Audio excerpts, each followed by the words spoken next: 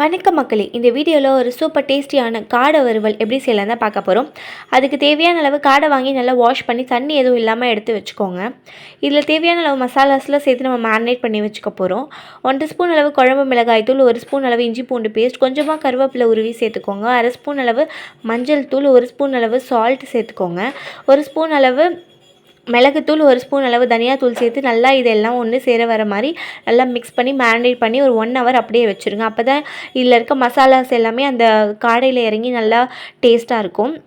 யூஸ்வலாக காடை எல்லாருமே எண்ணெயில் அப்படியே டீப் ஃப்ரை பண்ணி எடுப்பாங்க. பட் ஆனால் அப்படி செஞ்சால் எல்லாராலையும் அதை சாப்பிட முடியாது. கொலஸ்ட்ரால் இருக்கவங்க, ஹார்ட் பேஷண்ட்ஸ்லாம் அப்படி எடுத்துக்கிட்டால் அது அவங்களுக்கு இன்னுமே அது கெடுதல். ஸோ இந்த மாதிரி ட்ரை பண்ணி பாருங்கள்.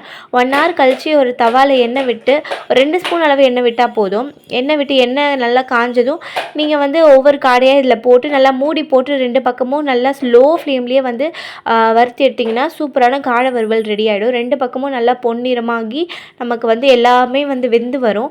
ஸோ இந்த மாதிரி ட்ரை பண்ணி பாருங்கள். இந்த மாதிரி செஞ்சு சாப்பிட்டா கண்டிப்பாக எல்லாருக்குமே டேஸ்ட் வைஸும் ரொம்ப பிடிக்கும். At the same time health வைஸும் எந்த விதமான பாதிப்பும் இருக்காது. டீப் ஃப்ரை என்றைக்காவது ஒரு நாள் நீங்கள் செஞ்சு சாப்பிடலாம். பட் அடிக்கடி எடுத்துக்க முடியாது. இந்த மாதிரி நீங்கள் அடிக்கடி செஞ்சு சாப்பிட்டா ஒன்றும் பிரச்சனை இல்லை, ரொம்பவே நல்லதும் கூட. நம்ம ஃபாலோவர்ஸ் ஒருத்தவங்க கமெண்ட்ஸில் கேட்டிருந்தாங்க காடை வறுவல் ரெசிபி போடுங்கன்னு. அவங்களுக்காக தான் இந்த வீடியோ.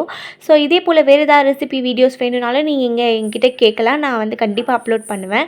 என் வீடியோஸ் உங்களுக்கு பிடிச்சிருந்தால் லைக் பண்ணுங்கள், கமெண்ட் பண்ணுங்கள், ஷேர் பண்ணுங்கள். மறக்காமல் என் பேஜை ஃபாலோ பண்ணுங்கள். இன்றைக்கி எங்கள் வீட்டில் மிளகா கிள்ளி சாம்பார், அதுக்கு சைட் டிஷ்ஷாக தான் காடை வறுவல். உங்கள் வீட்டில் இன்றைக்கி என்ன லஞ்ச் மெனுன்றதையும் எனக்கு கமெண்ட்ஸில் ஷேர் பண்ணுங்கள், நானும் தெரிஞ்சுக்கிறேன்.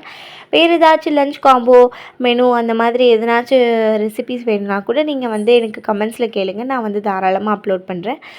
வீடியோ பார்க்குறதுக்கு எல்லாருக்குமே ரொம்ப ரொம்ப நன்றி. தேங்க்யூ.